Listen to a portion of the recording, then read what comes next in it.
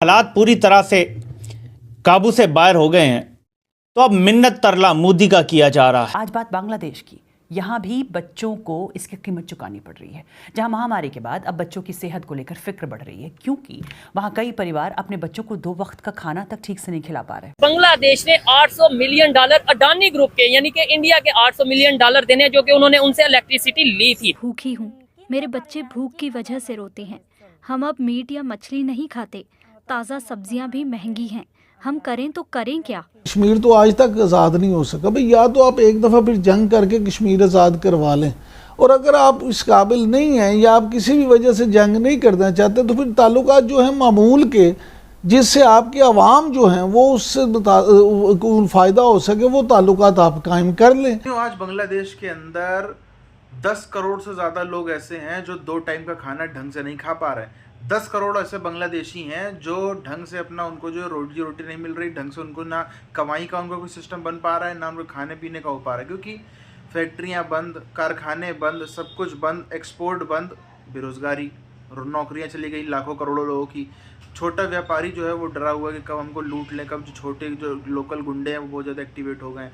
India से जो सामान जाता है वो पूरी तरीके से रुक गया, स्टॉप हो गया है, बिजली रुक गई, सब चीज़ रुक गई। तो एक पूरी ओवरऑल इकोनॉमी जो है वो डाउनफॉल की तरफ चली गई है। और इस ऐसे टाइम पे लोग आदमी पैसा खर्च करने से भी डर रहा है, और जो लग्जरी सेक्टर का मार्केट ख़त्म हो गया। लग्जरी क्या, जो मीडियम सेक्टर होता है वो भी ख़त्म हो गया। खाली आदमी बेसिक ज़रूरत का सामान जो है वो भी कम से कम हालत में खरीद रहा है कि भाई ना जाने कब तक क्राइसिस चलता रहे, तो पैसे आदमी पकड़ के चल रहा है। इस वजह से पूरी जो इकोनॉमी है वो अचानक से उसको झटका लग गया है। बांग्लादेश एक ऐसा देश जहां कुपोषण के गंभीर मामले तेजी से बढ़ रहे हैं। वहां की सरकार के एक हेल्थ सर्वे में पता चला कि साल 2018 से लेकर अब तक ऐसे मामले 8% से बढ़कर 11% हो गए। वर्ल्ड फूड प्रोग्राम के रिसर्च में पता चला है कि खाद्य असुरक्षा की वजह से 2/3 परिवार गुजारा करने के लिए कर्ज लेने, संपत्तियों को बेचने और भीख तक मांगने को मजबूर हो गए हैं। इसरत की उम्र 1 साल से थोड़ी ज्यादा है, पर उसका वजन बेहद कम है।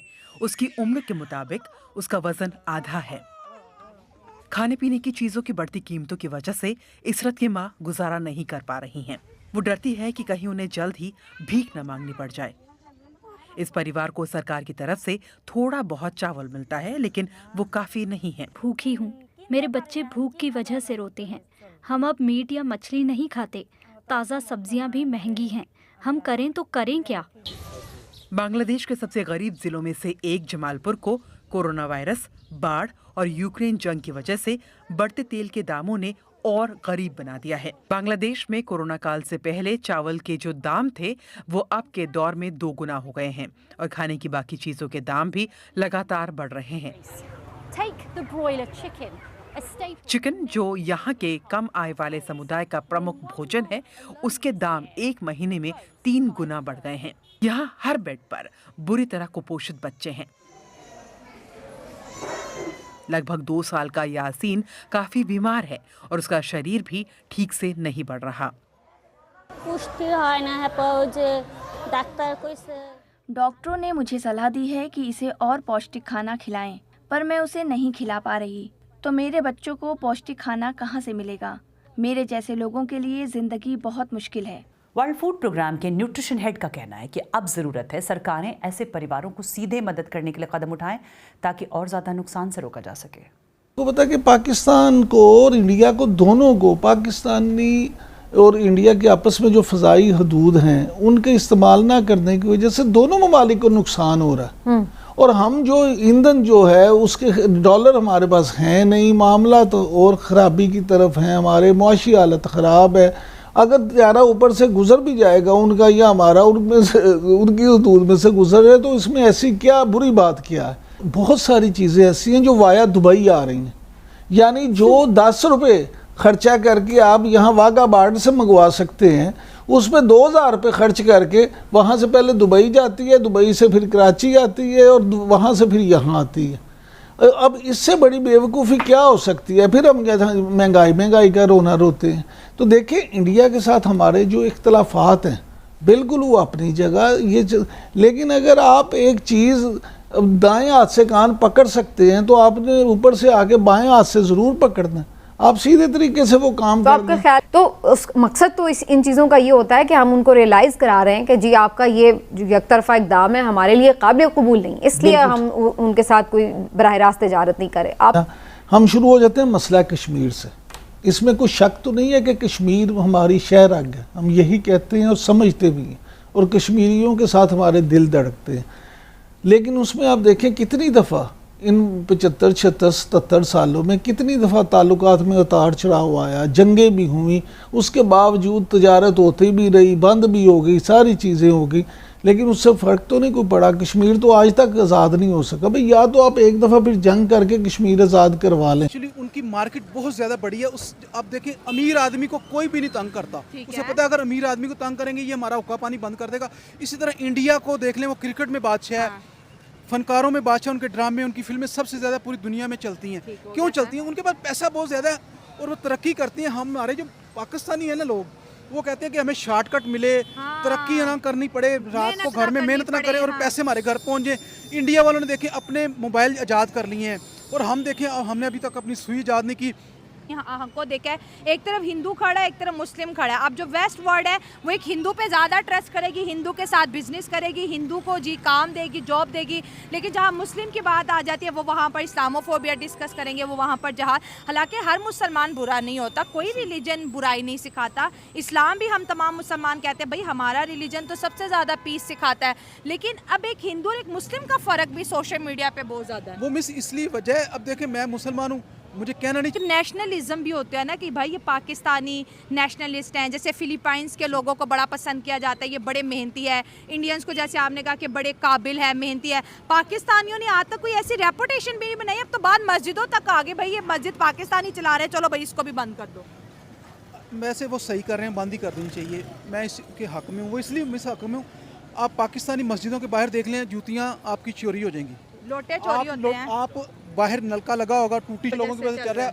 अदरवाइज अब आप देखें कि दुनिया में सबसे ज़्यादा महंगी बत्ती पाकिस्तान में है।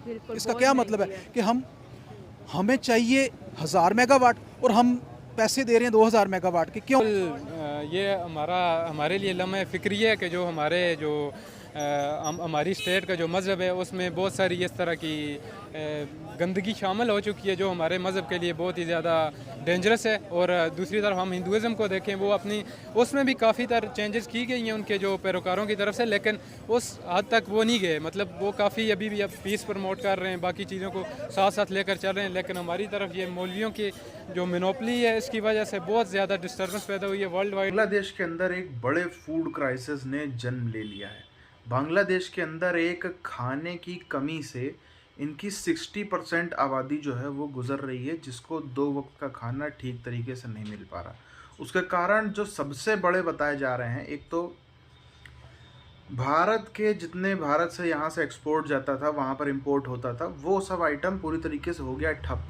यहाँ से जो ट्रक्स माल जाता था वो सब पूरी तरीके से रुक गया, क्योंकि यहाँ पे ट्रक जाएगा और ट्रक ड्राइवर तक भी कोई जाने को राज़ी नहीं कि वहाँ पे हमको पकड़ के पीट के मारें, क्या करें, कोई भरोसा नहीं। उसके बाद वहाँ पे हमें ढंग से पैसा मिलेगा, ट्रक लूट लेंगे, तो कई सारे कारण। और भारत ने कोई इतना अच्छा बांग्लादेश ने काम भी नहीं किया है कि भारत उसके लिए कोई स्पेशल मदद भिजवाए। कोई बांग्लादेश ने इतनी अच्छी हरकत भी नहीं करी कि भारत उसके लिए बहुत जो है वो सपोर्ट से करे कि नहीं हम लड़ झगड़ के आपके लिए सामान भेजेंगे। तो एक्सपोर्ट जो इंडिया से बांग्लादेश जाने वाला है पूरा रुका हुआ है। अब इसके साथ साथ में जो वहाँ पर लोकल भी हैं, लोकल भी हर जगह क्या है, लूटमार का सिस्टम ज़्यादा हो गया है। तो एक आम व्यापारियों के बीच में डर है, वो चाहे कोई जनरल स्टोर चलाने वाला व्यापारी हो, वो चाहे कोई मछली पकड़ के बेचने वाला व्यापारी हो, छोटे छोटे बड़े बड़े जितने हैं सब में खौफ का माहौल है। क्योंकि इस समय जो लोकल दादा होते हैं, जो लोकल क्षेत्रीय गुंडे होते हैं, वो एकदम ज़बरदस्त तरीके से एक्टिवेट हो गए।